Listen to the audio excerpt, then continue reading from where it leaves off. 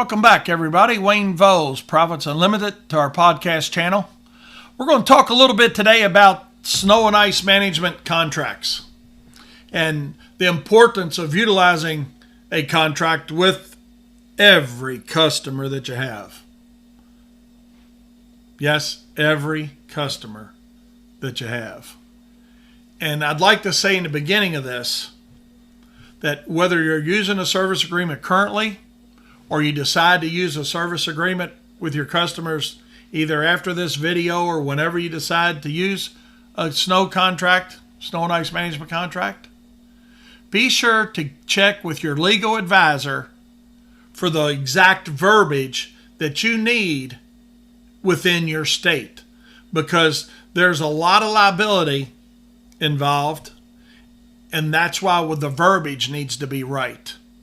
So there's several key things that need to be included in a service agreement. We'll talk about several of those in this video, but I just want you to know, don't just come up with something and start using it without having legal advice as to, yes, that's what you need to use in the state of Ohio or Michigan or Kentucky or wherever it is that you're providing your service. Be sure to have your legal advisor take a look at it and make sure it's good for your area. But there's two major issues that face us and that I'm going to address here at first as a snow contractor. Number one is getting paid a lot of times. And the other is the risk that we're all involved in. When I say we, my customer and me, when it comes to snow and ice management. So that's what we're looking at. How do we get paid, and how do we mitigate? True. How'd y'all like that? Try that 3 times, right? How do we mitigate some of that risk for both us and our customers? And we do that by having a well-defined, well-written service agreement. And as a contractor myself, we had a very weak contract, quite honestly. When I say weak, both for us and our customer, when we started our snow service back in the early 1980s, okay? And people were suing people then too. But I say that because we had put something together that we didn't have legal advice on, and it was okay, but it wasn't where it needed to be, kind of thing. And before we utilized a service agreement,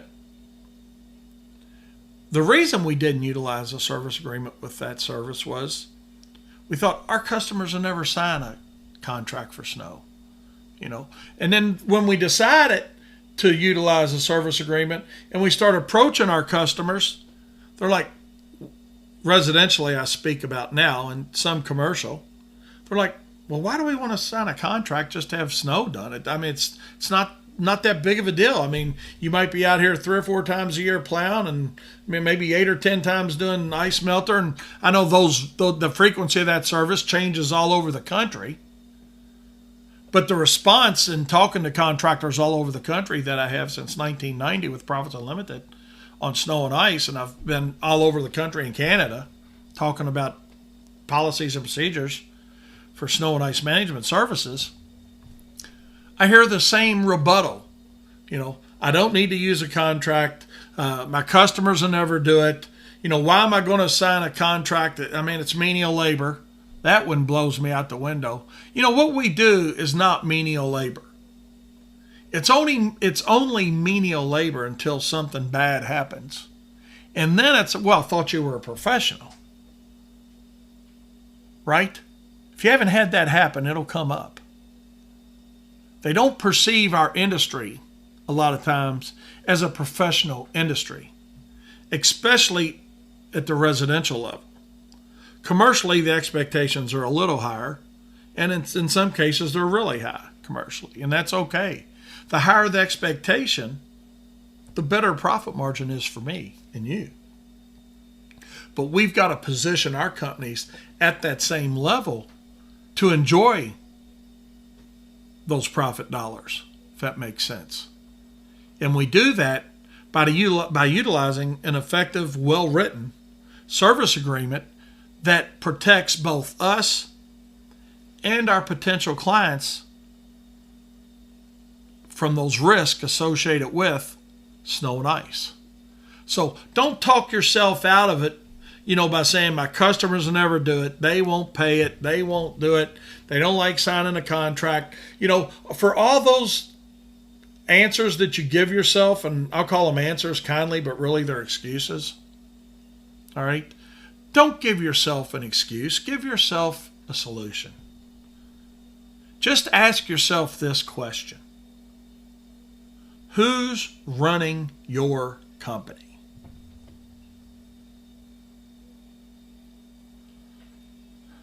Who's running your company?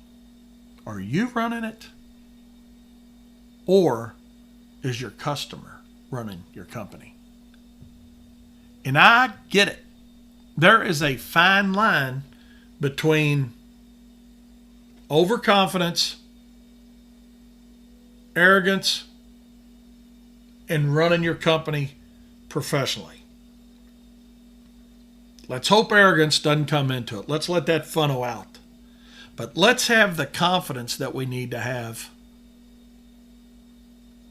as the business owner to go out and sell our services professionally to another business owner or business manager to help reduce their risk. You're running your company. I'm running my company. Don't let your customer run your company. You're not running theirs. Yeah, we got to have customers. But you know something that I've learned about customers over 40 years of being in the business and servicing literally thousands of accounts over those years? Is that some of them stay a long time and some of them stay about 10 minutes, literally. Some people we provide one service for, some people we've had 30 years, and everything in between. So although we love every customer we have, we appreciate every customer we have, it's up to me and you as the business owner to run our own company and utilize a service agreement that protects us first and then protects our customer. A few things to consider when you're putting a service agreement together. Number one is to define the scope of the work clear and concise. If it's not clear and concise on who's responsible for doing what, whether it's anti-icing applications, de-icing application, ice watch after it's been treated, for like refreeze problems, plowing, it's got to be very clearly written. Because if it's not clear and concise, and the interpretation in that contract can go two different ways, normally that's going to favor into your client's hand. Okay?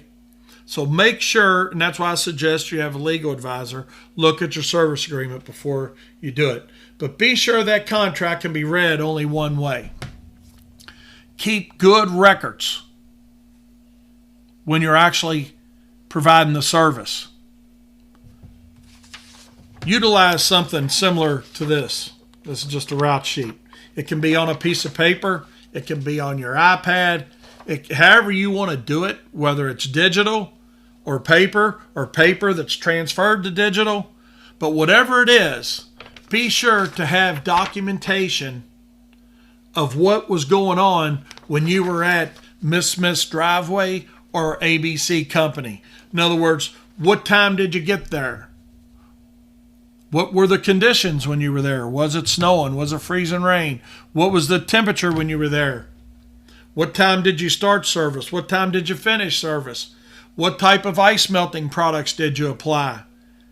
What was the amount of ice melting? In other words, quantity that you applied to the property. Because all of that becomes your documentation of, hey, yeah, we were there. Here's what time we were here. Maybe you've even got GPS for your trucks. If not, you've got it documented here. Okay? What you did while you were there, it's all documented. That information comes back We put it on our invoicing, what time we were there, what we did, how much material was used, what time we returned back. All that becomes your documentation for a slip and fall. And based on your state, the statute of limitations on slip and fall is going to be different. It might be 2 years, it might be 3 years, it might be 5 years. Again, it goes back to check with your legal advisor how long these records need to be maintained. But don't go out and provide the service and then come back and try to do all this. Take the time to do this while you're on site and have that defined within your service agreement that you're going to have that documentation. It makes you more professional. Be careful signing somebody else's service agreement. Quite honestly, we don't do it any longer. Goes back to who's running your company. Because if you sign somebody else's contract, that contract probably was generated in a faraway land somewhere that they're using across the country. And maybe it really doesn't apply to Detroit, Michigan, or Indianapolis, Indiana, or Louisville, Kentucky, or Boise, Idaho, or Augusta, Maine. They try to have a general template that they use that works everywhere. Contractors sign them, not really reading them because they need the business or want the business. But who are they protecting with their contract? Let me just ask you that. Who are they protecting with their contract? That's exactly right. They're protecting them, not you. And where it gets really crazy a lot of times in other people's contracts is the hold harmless agreements.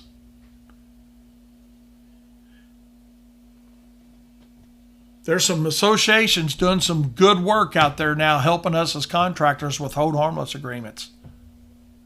Off the top of my head now, I'm trying to remember, I think there's 3 states already that have changed their hold harmless to us as contractors. I think we got Illinois, Connecticut, and I want to. There's one other one. I can't remember off the top of my head who it is. Where their state legislation has actually changed hold harmless agreements. Oversimplified, look at it this way. Some of those hold harmless agreements that are in somebody else's contract that they want you to sign say that you're responsible for the risk of slip and falls on their property. Okay? It says on their property. When you think about that, what does on their property mean? Me and you think about it as, well, if we're doing the pavement areas, the parking areas, that's the property. Or if we're doing the sidewalks, that's the property. But that might be overreaching. And it probably is overreaching on their end. On their property means on their property. So what if somebody walks across your nicely plowed and de-iced property, comes inside, they go through the door, they're 15 feet inside the entrance, and they fall in the entrance? That's still on their property. Guess who's going to that party? Your insurance company, their insurance company, the person that fells the insurance company. We're all going to get sued. Now, it may not end up being our responsibility, right? And probably won't be. But guess who's going to defend it? Your insurance company. And my insurance company's got to pay to defend that. So that's why you use your contract and not somebody else's contract. If that makes sense. Watch those overreaching hold harmless agreements. Be sure that you've got somewhere within your contract where you sign off and your customer signs off separately on who makes the call of when you're coming and if ice melter applications are included. Be careful on your verbiage within those applications. Okay? In other words, have it say were they accept or declined an ice melter application before or after a plowing service and separately. Maybe use some verbiage, and again, this is where it goes back to your legal advisor, but I know within our state, our verbiage says if the weather conditions warrant an application. That way we don't have to specifically address snow, sleet, freezing rain, freezing fog, refreeze. They can all be, there's a lot of different conditions that could affect the verbiage. But make sure it's addressed within your service agreement who's responsible for that refreeze problem, or who's responsible for an anti-icing application or a de-icing application. Did they accept that? If they want a 2-inch trigger per se, is there any service to be provided prior to 2 inches of snow and plowing commencing? Does that make sense? And that's where somebody else's contract doesn't address those things. And it doesn't matter, like I always say, it doesn't matter until it matters. It doesn't matter until it matters, until something happens. Another thing where other people's contracts bother me a little bit sometimes, and a lot of them that I've read, some of these national places that send contracts out and they're looking for subcontractors or whatever, simply is they've got in there the property must be clear of snow and ice. Oh my. The property must be clear of snow and ice. Can you or me or anybody in this industry guarantee that the property is clear of snow and ice at all times? No. We got refreeze, spring and fall, maybe even during the winter. We got things that melt, things that refreeze. Is that addressed in your service agreement? Should be. But when you sign off on their contract that says property will be kept clear of snow and ice, we're thinking about, okay, it's cleared, it's salted, it's melted, it looks good, we're good. But that ain't what it says. That's not what their contract says. Be careful signing somebody else's contract. Be careful with the contract that says property must be clear by 7 a.m. or 8 a.m. or 11 p.m. I don't care what time they say the property must be cleared by.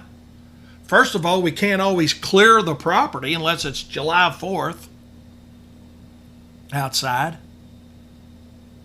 But don't ever fall into that trap where it says property must be clear by 7 a.m. The first thing I'll ask somebody when I get something like that is, hey, we're interested in submitting a proposal for your snow and ice management services, but we just got one question and looking through it. It says property must be clear by 7 a.m. Yeah, that's right. It's when people start getting here. People are here about 7:30. All right, that's fine. But what time's it going to start snowing? Well, what do you mean? Well, if it starts snowing at 6 a.m. and it's still snowing at 7 and it's still snowing at 8, I can't have your property clear by 7 a.m. Well, that's not what we mean. We just mean that you need to be here doing something. If it's overnight, get it cleared. Well, then the contract needs to say that. Because if I sign that contract that says the property needs to be cleared by 7 a.m. and it's not cleared by 7 a.m., guess what's happening? You're probably not paying, and you're mad at me. I can't guarantee you a clear lot by any certain time. But what I can do is guarantee you a certain response time from the time it starts snowing. And that's another video that we have that you can watch. It'll be released on how to prioritize your account. Because everybody wants to be first. Everybody wants to be done by 7 a.m. or 6 a.m. or 5 a.m. or whatever a.m. or p.m. they want to fill in there for us. But at the end of the day, We cannot be everywhere first. And that's got to be clearly defined within your service agreement. If it's not, it's a potential problem for you. So watch out for those overreaching hold harmless agreements. Make sure you've got something within your service agreement that details the cost of your service, the frequency of the service, the when you're going to get there to start plowing. But even though you got a start plowing trigger per se of 2 inches or 3 inches or 5 inches, whatever the trigger may be for that particular account, if you want to go up that high, what happens before you've got enough snow to plow? Do you have the right to go in and make an anti-icing application the day before it snows, or a de-icing application as soon as the snow starts, or even before it starts snowing that day or that night? That's all got to be clearly defined within your service agreement. What also has to be defined within your service agreement, and I learned this, I was in Connecticut doing a presentation, and the gentleman that was talking before me was an attorney, and this goes back probably 12, 15 years ago. And he asked the contractor sitting there in the room, he says, what do you guys do if somebody doesn't pay you? Well, you can imagine the room went silent. And he asked again, he says, what do you do when somebody doesn't pay you? Nobody wanted to say anything, so I was the guinea pig. I raised my hand up and I said, well, I'll tell you what we do. He says, what's that, Wayne? He said, I know you're talking after me. I said, well, we'll stop providing service. He said, does your contract say you can stop providing service for lack of payment? I said, no, it doesn't. It just simply talks about late fees and collection fees and what happens if they don't pay. He says the lesson to be learned here for everybody in the room is to make sure that your contract clearly states that you have the right to stop providing service for non-payment. If you want to set it up after 10 days, 20 days, 30 days, he said whatever you want to put on it is up to you. He says, but it's got to be clearly stated that you've got the right to stop providing service. He said, because if it's not in your contract that you've got the right to stop providing service and they have a slip and fall, guess where it's going? It's coming back to you because you didn't perform to the scope of the contract. He said, now you may get somebody to defend that. Your insurance company is going to defend it, that it was for lack of payment. But then they're going to say, well, where does it say that he's got the right to stop providing service for lack of payment? This just says we got to pay late fees, interest fees, collection fees. That's why you want to have your own service agreement written by you, reviewed by your own legal advisor to make sure that you're protected. Because at the end of the day, you're running your company, not your customers. Utilize an effective service agreement. We offer an instant download with seasonal and hourly and different templates for you to use off our website. But even with those, that covers a lot of things, and it certainly works in our state. But make sure with that template, if you want to adjust it or change it, that you have your legal advisor check it for accuracy and make sure it's good in your state. You run your company, not your customers. Utilize an effective service agreement. Hope you had a chance to pick up a few things. And remember, profit is not a dirty word.